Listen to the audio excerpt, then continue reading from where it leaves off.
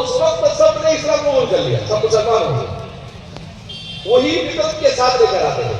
سیدنا حضرت علی کرم اللہ وجہہ کے بارے میں منقول ہے کہ حضرت علی فرمایا کرتے تھے کہ آج بھی میرے کانوں میں اللہ رب العزت کی وہ آواز گونجتی ہے جو آپ نے عہد الستو کے وقت کہا تھا، الستو بربکم، کیا میں تمہارا پروردگار ہوں؟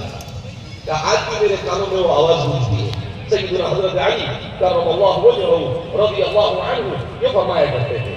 تو ہر مولود، اب وہ جو بچہ گھر میں پیدا ہو گیا، گھر میں پیدا ہونے کے بعد وہ بچہ کیسا ہوگا یہ گھر کے ماحول پر ڈیپینڈ ہے، اس کا پورا بنا گھر کے ماحول پر۔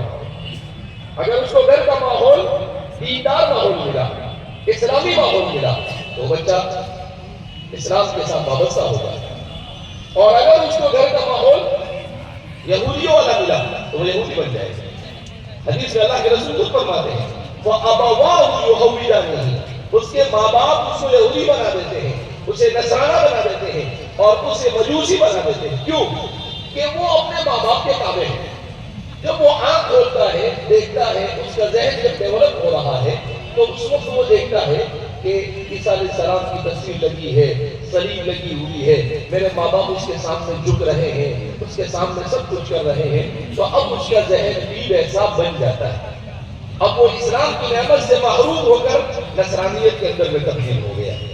تو جیسا گھر میں ماحول دیتا ہے ویسا ہی بچہ کنورٹ ہوتا ہے، اور ویسا ہی بچہ اب اگر گھر میں ماحول دیکھے گا الحاد اور بے دینی کا، گھر پہ کوئی دین نہیں، تو ظاہر سی بات ہے اس کے بعد پھر بڑے ہونے کے بعد ہم رونا روتے ہیں کہ میرا بچے نے ایسا کیا، میرے بچے نے ویسا کیا۔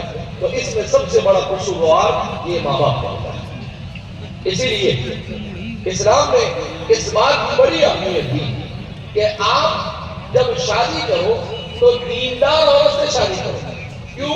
اس لیے کہ آپ کے آنے والی نسل جس گود میں پلنے اور بڑھنے والی ہے وہ گود اگر دیندار ہوگی تو بچوں میں دین رہے گا، اگر وہ گود ہی میں دین ہوگی تو ظاہر سی بات ہے کہ بچوں کی زندگی کے اندر میں دین نہیں رہے گا۔